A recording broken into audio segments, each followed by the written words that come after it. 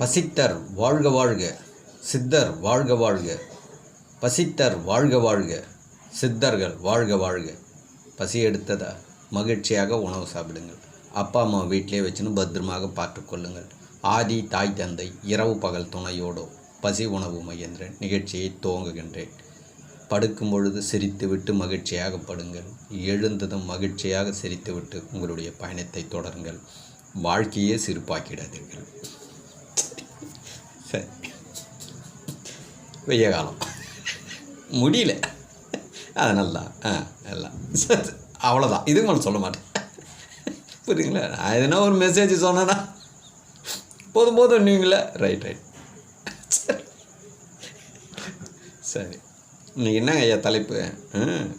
நமக்கு நிறைய தலைப்புக்கு இது கொஞ்சமாக நம்ம என்ன வட்டத்துலையா, சின்ன ஒரு வட்டத்துலேயே இருக்கிறோம். பெருசு பசித்திரியும் கையில் வச்சுக்கிறோம், சித்தரையும் கையில் வச்சுக்கிறோம், அப்பாவையும் கையில் வச்சுக்கிறோம், அம்மாவையும் கையில் வச்சுக்கிறோம். நம்ம எல்லை கடந்த நிலை, புரியுதுங்களா? சரி, நான் எது ஒன்றுமே பேசுறது என் கருத்தை அப்படியே ஏற்றுங்க இல்லை, சிந்திச்சு பாருங்கள். சிந்திச்சுட்டு இது உங்களுக்கு உகந்ததாக இருந்தால் எடுத்துங்க, இல்லைனா விட்டுடுங்க. புரியுதுங்களா?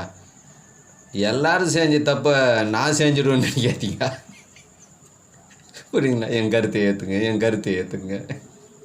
நான் விடுறதே 4 பேருக்காக தான். நான் பாருங்க இந்த வீடியோ எப்படி சிரிக்கிறேன். நான் நல்லா இருக்குதுங்க. நம்ம வீடியோ பார்க்கும்போது சீரியஸாக ஒருத்தர் கூட பார்க்க முடியாது, சிரிச்சுன்னு தான் பார்ப்பாங்க, புரியுதுங்களா? அந்தளவுக்கு சிரிப்பு வரும். சரி, ஓவராக சிரிச்சிட்டேன். சரி சரி, இப்போ மூளை வேலை செய்யல, சொரிஞ்சு விட்றோம், அகுபஞ்சர் வருமா? சரி, இப்போது பசித்தரில் பார்த்தோம்னா, இந்த வானமும் பூமியும் எனக்கு என்ன உணர்த்தப்பட்டதோ அதை சொல்கிறேன்.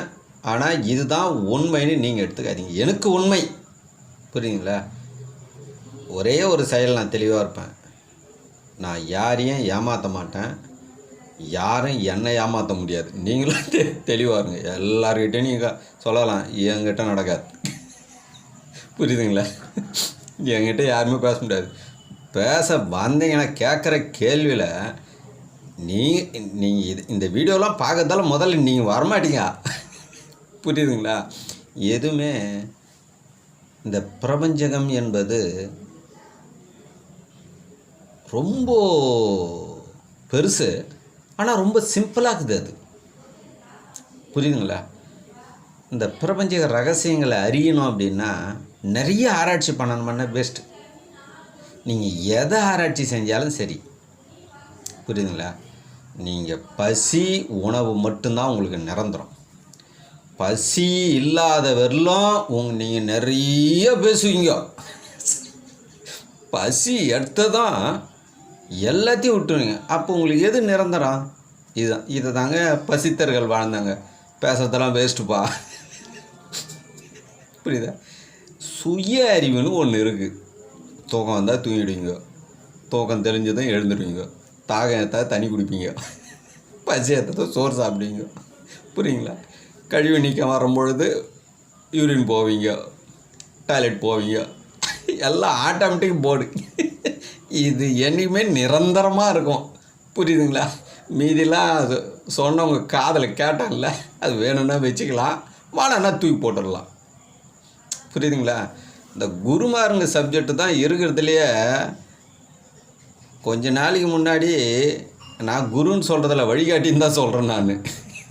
யாருன்னா குருன்னு சொன்னேன்னு வச்சுக்க, நான் மேலே வம்பில் மாட்டி பிரபஞ்சகத்துக்கிட்ட நமக்கு எதுக்கு தேவையில்லாத வேலை, புரியுதுங்களா? அடியா குரு அவ்வளோ பெரிய ஆளாகணும் பிரபஞ்சகம், நமக்கு எதுக்கு வம்பு, புரியுங்களா? வழிகாட்டி ஒழுங்காக பேசுறது பிரபஞ்சகம். நான் ஒழுங்காக பேசுகிறேன். நான் உங்கள்கிட்டையும் மாட்டிக்க மாட்டேன், பிரபஞ்சகத்துக்கிட்டே அனாவசியமாக வார்த்தை விட்டு மாட்டிக்க மாட்டேன், புரியுங்களா? நான் படைக்கும் போது ஒன்று குருன்னு படைக்கலையே, அது எப்படி நீ குருவானான்னு கேட்டுச்சுன்னு வச்சுங்க, எதுக்கு நமக்கு தேவையில்லாத பதில் சொல்லணும்?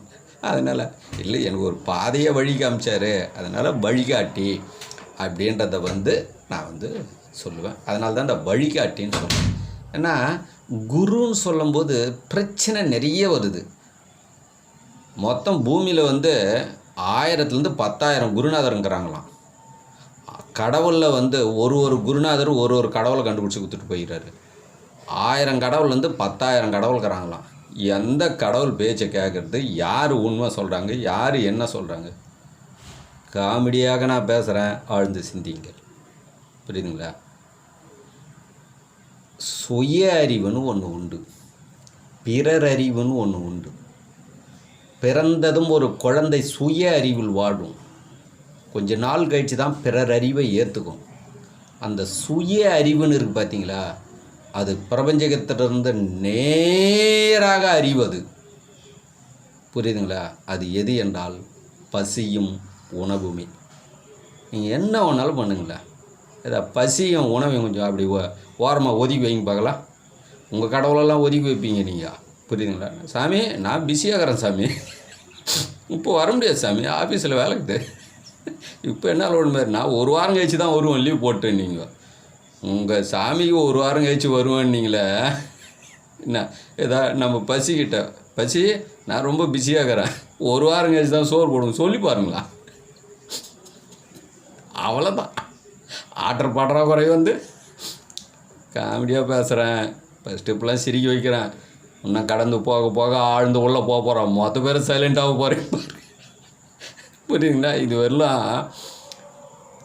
நான் இது பல குழுவில் பேசுறதால அவங்களாம் சொல்லுவாங்க, ஐயா நீங்கள் புதுசாக சப்ஜெக்ட் பேசுகிறேங்க. ஏங்க புதுசாக நீங்கள் பேசிக்கிறீங்க, நான் புதுசு பேசலை பழசு பேசிங்கிறேன் நான். நீங்கள் புதுசு பேசி பேசி பேசி புரியுதுங்களா, நீங்கள் எந்தையும் புதுசுன்றீங்க. ஏங்க புதுசுக்கு தாங்க யாருமே கட்டுப்பட மாட்டாங்க.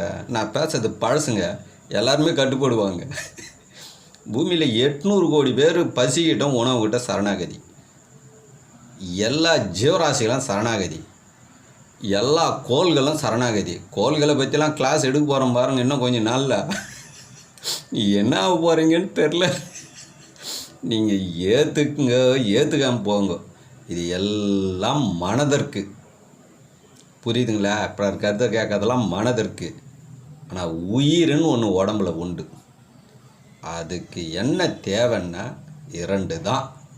பசியும் உணவும் இருந்தால் உயிர் இருக்கும். அது 2த்தை விட்டு விலகினாங்கன்னா அது விலகிடும். புரியுது? ஒன்றும் பண்ண முடியாது. சரி போதும், நாளைக்கு பார்க்கலாம். மிக்க மகிழ்ச்சி.